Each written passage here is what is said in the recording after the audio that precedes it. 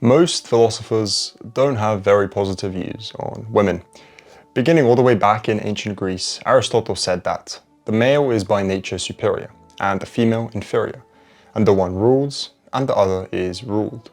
This principle of necessity extends to all mankind. He also bashes the Spartans for allowing their women property rights, stating that power should be in the hands of the men and not of the women. Jump forward to the late modern period, one of the most beloved yet polarizing figures in philosophy is born.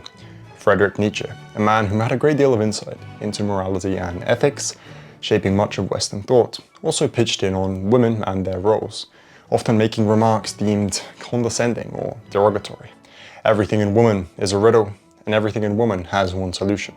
It is called pregnancy. But conversely, also sharing positive sentiments like the perfect woman is a higher type of humanity than the perfect man, and also something much rarer. His writings might understandably leave a reader wondering where Nietzsche's views on women truly stand, castigating them at one point, yet lauding them the next. But there's one figure that stands above the rest in his sheer brutality and brusqueness when discussing women, and that is none other than Arthur Schopenhauer, a thinker who owes much of his acclaim to his philosophy of metaphysics and ethics, but also happened to write a short essay about women, aptly titled On Women, which contains no shortage of scathing critiques and harsh words for the genderless sex, which would certainly horrify a great number of 21st century Westerners. And yet, no matter how harsh his words may be, the only matter of importance is whether they are valid or not. So, I'm going to investigate this essay and analyze Schopenhauer's words from a 21st century viewpoint, using our wealth of knowledge to accommodate me, and to try and find out, was Schopenhauer right about women? Schopenhauer opens his essay by quoting French writer Etienne de Jouy. Without women, the beginning of our life would be deprived of care, the middle devoid of pleasure, and the end of consolation. The quote holds in it the essence of woman's virtue, so he starts on a positive note by defining it poetically before using reasoning to reach the same conclusion. He continues saying that just from a woman's body, we can denote that she is not meant for strenuous physical or mental tasks, because her actions don't define her, but her suffering does, namely the suffering of childbearing and rearing, and the subjugation to man. The greatest sorrows and joys, or great exhibition of strength, are not assigned to her. Her life should flow more quietly, more gently, and less obtrusively than man's, without her being essentially happier or unhappier. Just from the first paragraph, much of Schopenhauer's argument is clear, and already has ample reasoning behind it. To begin, women are in fact physically weaker than men, possessing 50% less total muscle mass, as well as 20% less overall body mass. So this part is evident immediately. They simply aren't as suited to physical work as men. But this isn't the interesting part of the statement. It's that Schopenhauer extrapolates this to mental work too. But how come? We know that men and women possess equal intelligence, both score a weighted average on IQ tests. So is there something we are missing here? Well, yes. The argument behind this point is that it is exactly because of the increased suffering that a woman bears in her life, be it childbirth or childcare, or even just her monthly period and hormonal changes, that it becomes significantly harder for a woman to continuously put herself through mental work. Because even though these pains are physical, they undoubtedly strain the psyche too. The hormones that affect women can have striking effects on them, under which strenuous mental labor would become unreasonable. So the thesis here is really one of sympathy, that it wouldn't be just to assign the hardships of men unto women, when they already face enough of their own. Thus, a woman's life should flow more quietly, more gently, and less obtrusively than man's. Schopenhauer goes on to explain that women are adapted to be nurses and educators, for the simple reason that they themselves are childish, foolish, and short-sighted. In a word, are big children all their lives, something intermediate between the child and the man. Instinctively, we notice that the word choice here used by Schopenhauer seems very demeaning and unkind towards women, even though we do acknowledge as a society the importance of education and caregiving. That's why there are complex school systems in every developed country. It is thought of as one of the best ways to invest in the future generation and to help society thrive. And understandably so. In the United States, women make up 77% of all school teachers, and the number increases further for elementary and middle school teachers, going as high as 90%. Women are naturally adept at caregiving and teaching roles, especially with younger children, We acknowledge teaching and caregiving as careers, but somehow we're not fond of it when a woman does it for her own family and not for the family of others. You may often hear disparaging talk in this vein, saying a woman is just a housewife, or that she just cooks and cleans, rebuking her lifestyle as if it is lesser than. And it is ironically this statement that is supposedly modern and feminist that is scathingly misogynistic, demonizing roles that women are naturally drawn to, and purporting them to be unimportant and unnecessary, when they are in fact indispensable for a functioning society. This stance, ipso facto, views femininity as a negative byproduct of the patriarchy, instead of a natural result of biology. It's a sad state of affairs to see how negative we view women and children in the modern day, because although few could ever imagine a child as being malicious, when anyone is compared to a child, it's always taken as an insult, when in reality children are simply a reflection of the adults around them. So if we view our children as petulant and frivolous, it is only because we are so ourselves. Children need guidance and care. It is clear that they cling to their mothers. Fathers can't provide the same care that a mother can. Women are more patient, kind, and sympathetic. A woman understands the feelings and emotions of her child because she often feels them herself. Is it bad for children to have someone who understands them? Schopenhauer posits that this is one of the virtues of women, and that it wouldn't work if women didn't possess a child within themselves. We turn a blind eye to the virtues of children, be it their uncompromising ability to live in the present and to feel happiness so fully, most often not burdened by anxiety or worries. They possess a keen intuition and can interpret situations efficiently, though often not knowing why. When you put it like this, it starts to become clear where Schopenhauer's parallel comes from, as these are all traits very often seen in women. There is also another side of the coin. Children can be very blunt and brusque. They can become seriously angered or upset, often over small matters. But in most cases, this soon washes over. And it is alike with women. The price of feeling emotion so strongly is a certain emotional instability. But then again, the poles work together.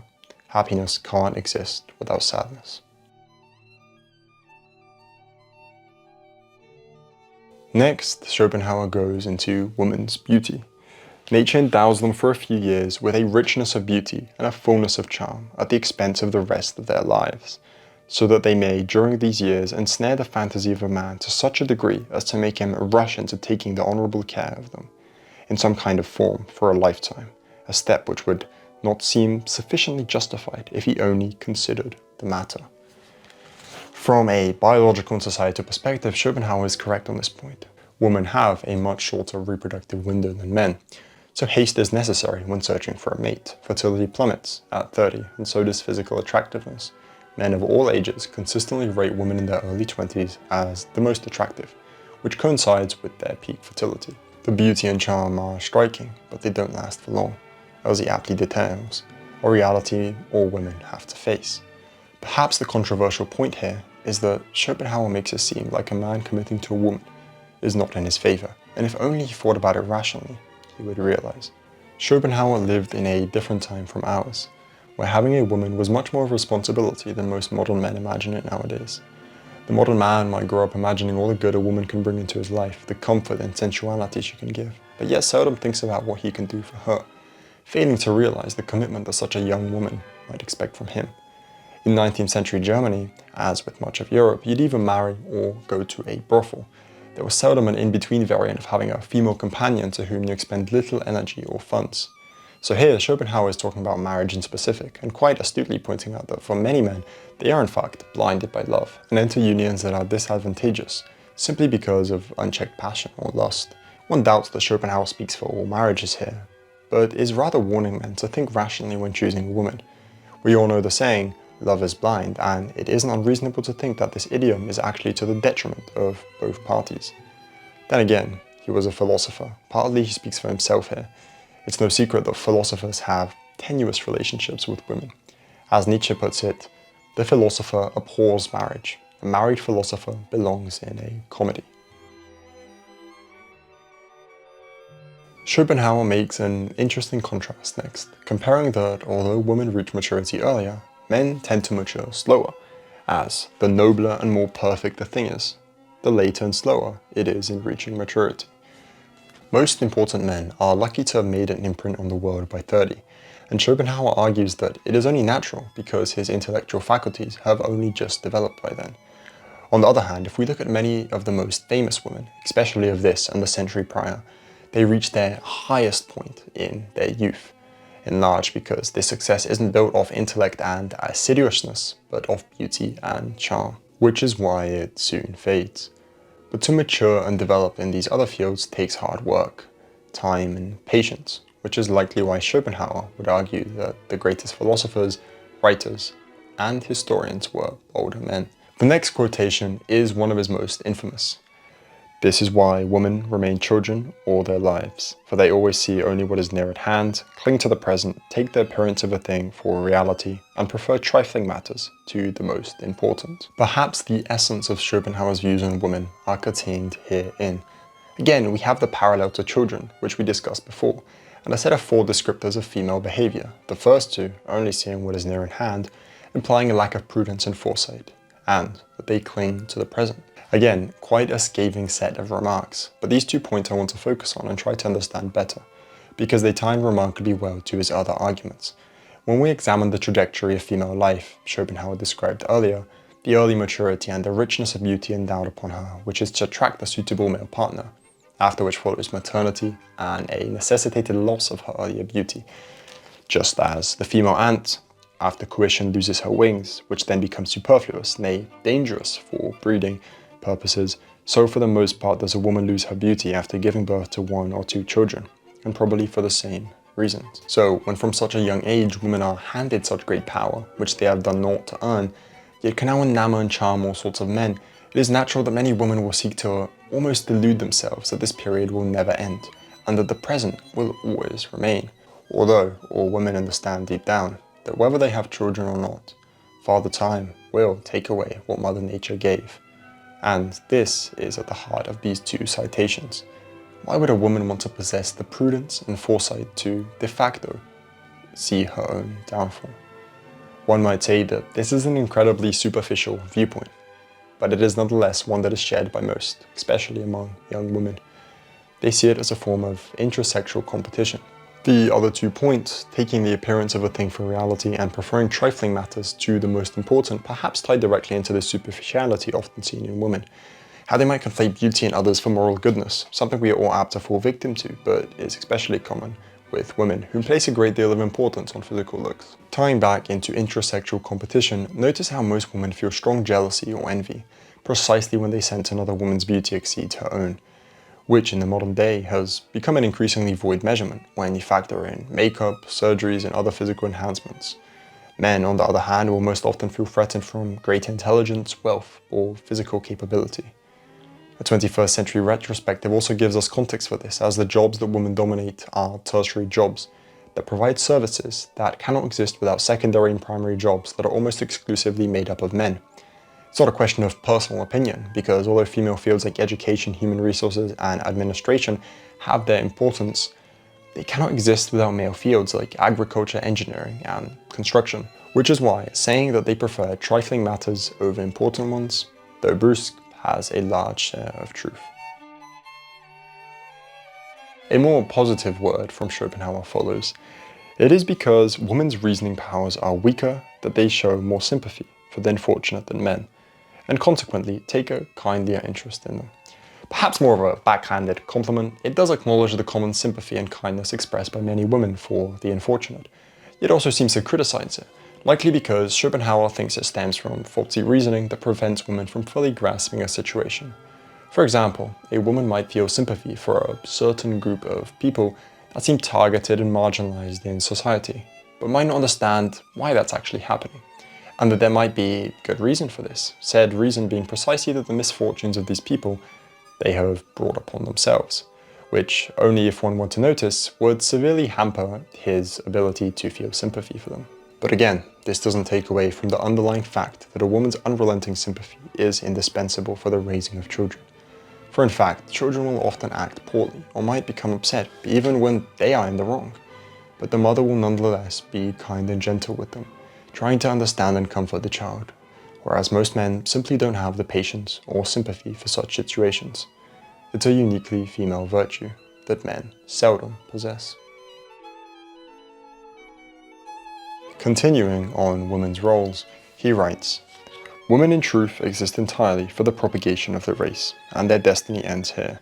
They live more for the species than for the individual, and in their hearts take the affairs of the species more seriously than those of the individual." The first point here is rather clear. Women are born with a destiny, whilst men aren't. A woman's emotions and hormones will fluctuate and change, all in preparation for a man, pregnancy, and eventually childbirth. Men do not have this, for better and for worse. As although a man can carve his own path in life and feel fulfillment upon succeeding, he can just as easily lose it all in his pursuit of greatness, or even just never find a cause worthy enough for him to dedicate his life to. These are complications that a woman which follows her biological imperative won't have to face. But it's exactly this aforementioned fact that makes a woman's behavior more for the species and for the individual. Women are far more social than men, and this is by and large due to their innate dependency on others. Being weaker than men, they have to rely on them for protection and care, especially during pregnancy and maternity. Additionally, maternity embeds unto women a feverish dedication to her child, which is certainly useful for the infant's survival. Which brings us along nicely to our last point. In their hearts, they take the affairs of the species more seriously than those of the individual. My mother always used to say that in marriage, the woman is the one doing the important things, while the man immerses himself in his own trivial work. From a female point of view, it makes great sense, because it's only natural that she'd view the collective as higher than the individual. Traditionally, a woman might, with the help of her family, raise up to half a dozen children, while also taking care of the home, cooking, cleaning, shopping, making sure all domestic affairs are in order. This is a great responsibility, as not only is a woman's work strenuous, but it also carries with it the weight of the future generation. A bad mother can irreparably crush her children, but a good one molds the next generation for the better, and by virtue of her femininity, can put well-mannered and high-quality individuals into society. So of course, a woman will look at a man's work as trivial, when her primary concern lies with the future of the human race. It's only natural. Despite being the social one, there is much to be said about female social dynamics. Schopenhauer explains, "It is natural for a feeling of mere indifference to exist between men, but between women it is actual enmity. This is due perhaps to the fact that odium figulum, trade jealousy, in the case of men is limited to their everyday affairs, but with women embraces the whole sex, since they only have one kind of business." As we said before, a woman's jealousy of another woman's beauty or charm can be scathing, and this is precisely due to the feeling of intense intrasexual competition between women. Whereas men might feel trade jealousy in matters of work or wealth, these are fields that can be improved and are limited to everyday affairs. But for a woman, considering her very genetics and health are her measure of success, this virtually makes up her entire being, which is why she's so adamant on defending it, at any cost, even if it involves putting others down to prop herself up. Continuing, Schopenhauer says, "While a man will, as a rule, address others, even those inferior to himself, with a certain feeling of consideration and humanity, it is unbearable to see how proudly and disdainfully a lady of rank will, for the most part, behave towards one who is in a lower rank." Immediately what comes to mind is the infamous "let them eat cake," which may or may not have been said by Marie Antoinette when asked what the people will eat during a famine. The difference in male and female behavior described here implies that it is precisely man's high proclivity for justice and fairness that will prohibit him from acting unnecessarily discourteous. But for a woman, although she may understand in a situation what may be just or fair, it certainly doesn't inform her decision greatly. She is much more reliant on her emotions and feelings, which can be very brusque indeed. As Nietzsche so eloquently puts it, in a state of hatred, women are more dangerous than men. For one thing, because they are hampered by no regard for fairness when their hostile feelings have been aroused. But let their hate develop unchecked, to its utmost consequences. In our part of the world, where monogamy is enforced, to marry means to have one's rights and to double one's duties. An eerie sentiment that has only rang truer since Schopenhauer said it, especially so in the 21st century, where marriage in many Western countries has become precisely this, leading many men to a heightened skepticism around marriage. There is a marked trend among both genders, yet especially so among women, where they require and necessitate a partner that has positive and traditional gender roles, yet fulfill none themselves. And this exemplifies the citation perfectly. A man wanting a feminine homemaker yet failing to be a masculine provider. Or the reverse, a woman wanting an assertive man that leads, yet failing to be a submissive woman that can provide love and care. It's especially likely that this latter example is what he was concerned with, as it is prevalent today, and was also likely prevalent back then, because a man alone provides and is responsible for himself. Yet when he marries, the wife becomes his responsibility too. His duties double, yet the freedoms of a bachelor are lost, thus halving his rights. It is reasonable to accept this trade-off in a marriage. After all, that's what marriage is all about. Learning to put someone other than yourself first. Yet, I don't think Schopenhauer was criticizing this structure, but rather one that sees a woman feeling zero responsibility to care for her husband, as he does for her, like the example we mentioned before. Undoubtedly, social media and feminism have worsened women's entitlement regarding men and relationships, increasing their expectations while decreasing their personal duties. Although feminists purport that modern women are the most free and independent in history, they are also the least capable and assiduous, as decades of poor parenting has led many to have neither accountability nor a feeling of duty or responsibility, something we might think as masculine, yet was commonplace for a traditional woman. In the modern West, the institution of marriage has almost completely crumbled, and when you consider that almost half of all marriages end in divorce, and over 80% of relationships fail, it's no surprise that many men view marriage unfavorably, as though it is possible for marriage to have a symbiotic quality. When no effort is made from one spouse to care and provide for the other, it inadvertently becomes parasitic. With his honed sharpness, Schopenhauer begins. It is useless to argue about polygamy. It must be taken as a fact existing everywhere. Confidently asserting the position, he continues. Consequently, as each man needs many women, nothing is more just than to let him, nay, make it incumbent upon him to provide for many women. By this means, woman will be brought back to her proper and natural place as a subordinate being, and the lady, that monster of European civilization and Christian Teutonic stupidity, with her ridiculous claim to respect and veneration, will no longer exist. There will still be women, but no unhappy women, of whom Europe is at present full. The first sentence gives us an interesting insight into Schopenhauer's overall worldview, one shared with many great thinkers of the past. The idea of the natural order, and that all must follow it to be happy and fulfilled. Notably, Plato had the caste system, whereupon he envisioned each person assigned a role at birth that they would fulfill in society.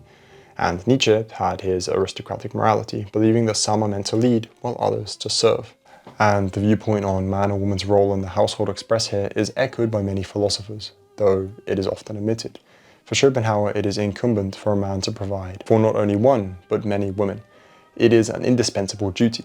In nature, such practices are commonplace, hypergamy for the females and polygamy for the males, as they naturally work together. Though Schopenhauer makes less of an argument in favor of this, and more so in that it naturally aids the woman, by making her subordinate. Our gut reaction might be appalled by this, but a simple retrospective from our age reveals it's even more true than one could imagine. Just to take a look at modern relationships, it is shown that women will always look for a man that is of a higher standing than them. This is seen in almost every facet. She'll want him to be taller and stronger, the more natural physical traits, but additionally to be more likable, have more social status, and more money than her. Nothing is worse to a woman than a feeling of superiority over her man. And it shows in the state of dating and marriage. Not only do women report extremely high rates of depression and anxiety, but most relationships and marriage end with breakup or divorce, as mentioned before. A large reason for this is exactly because as a woman elevates herself financially, elevates her social standing, or even looks through makeup or surgery, this makes finding a man better than her in every sphere exceedingly difficult. Thus comes the great dissatisfaction for many women in relationships. Somehow, this is exactly the extreme endpoint that Schopenhauer predicted observing Europe in his own time. There will still be women, but no unhappy women, of whom Europe is at present full. If only he could see Europe today, I'm sure he'd be crying at the accuracy of his predictions, though I don't know if they would be tears of laughter or sorrow. Trying to foresee some critiques of this line of reasoning, some women might say that in the modern day it's men's fault that they are insecure, or that woman out achieving them is just a man's problem. Much can be said about modern man's failure in his duties. I'm sure Schopenhauer would agree on that. But the fact of the matter is that men don't actually mind if a woman is higher status than them. Most aren't filled with a bitter insecurity as women like to make out, But when a woman increasingly elevates herself, that often comes at the price of finding a relationship that can actually satisfy her, as she de facto prices herself out of the dating market. My mother had a well-paying profession in her youth. She was pretty, tall and smart, and for a woman like that, finding a suitable man is no easy task. Some would say that the modern woman's elevation in society has come at the cost of man's subjugation. For a man of even the highest caliber, beauty and youth remain as the most important factors in mate selection. A woman could be less intelligent, have less money, less social standing, and a man can overlook all of this, while a woman simply cannot be so forgiving. As for all of history, her survival greatly depended on her man's skill set and knowledge. As Schopenhauer said before, man is entranced by woman's beauty and for this reason alone will endeavour to devote his life to her care and sustenance.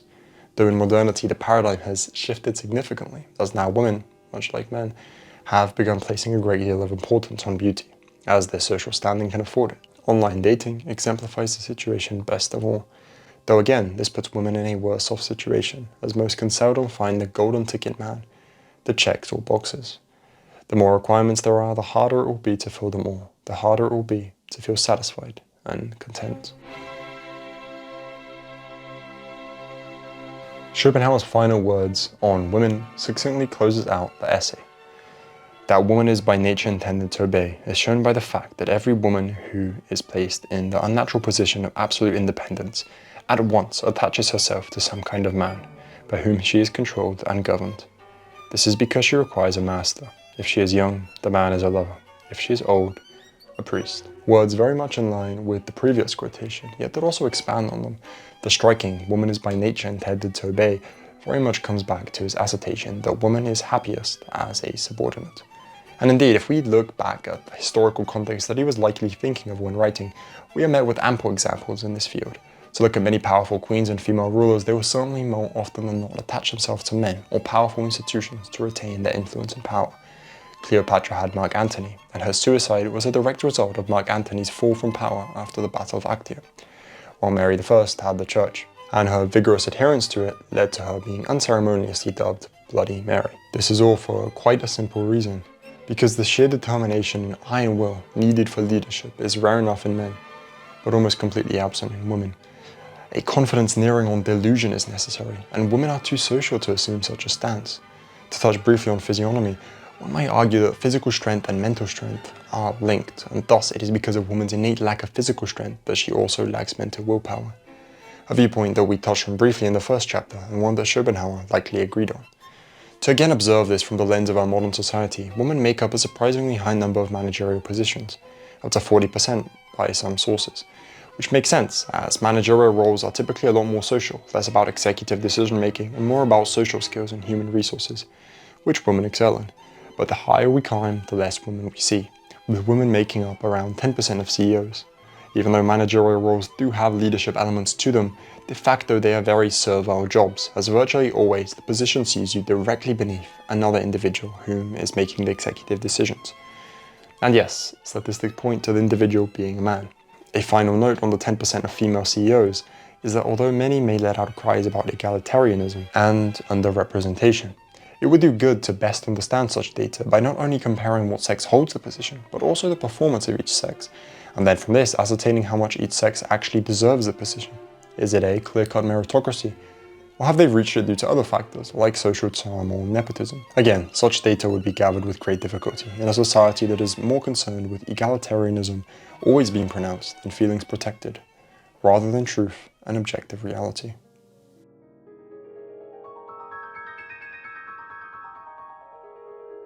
Schopenhauer clearly has no qualms with how brusque truth may be, or how brutal reality is. He lived in a society much different than ours. His writings on women were not so far removed from the norm as to be provocative. They don't conform neatly to any society, yet also have no reason to gather attention by being extreme. However blunt his writing may be on the topic, I personally have no doubts that it was written with utmost sincerity, and with truth in mind. That he really wanted to delve into and understand women, not to disparage and insult, like how many other commentators interpret the essay. His was a philosophy of pronounced pessimism. For this reason, he differed from earlier German philosophers like Kant or Hegel quite substantially, and it's no wonder that this essay is much in line with that pessimism. Yet although many will praise his philosophical works, the same people will quickly dismiss this essay because it is too brusque, although Schopenhauer's philosophy. was never a gentle one to begin with. The reality about the essay is that it tells one side of the story, and within both sexes and within every individual can be found severe sore points in character. For women, it will be hypergamy. For men, polygamy. Both, if left unchecked, can destroy society. But it's in the power of an individual to control these natural inclinations, and that begins with being aware of his weaknesses. Schopenhauer was one of the most important minds of Europe, and his influence can still be felt. Even of this essay, which is very short, I've only probably examined a very small part, so if you want an exhaustive picture, the best thing is to read it, and form your own opinion, free of as much prejudice as possible, not letting the trappings of either modernity or traditionalism hold you down, because that way you can gather the most complete worldview and get as close to the truth as possible. As Voltaire said, every man is a creature of the age in which he lives, and few are able to raise themselves above the ideas of the time. He probably didn't say this, but it sounds really cool. Thank you very much for watching.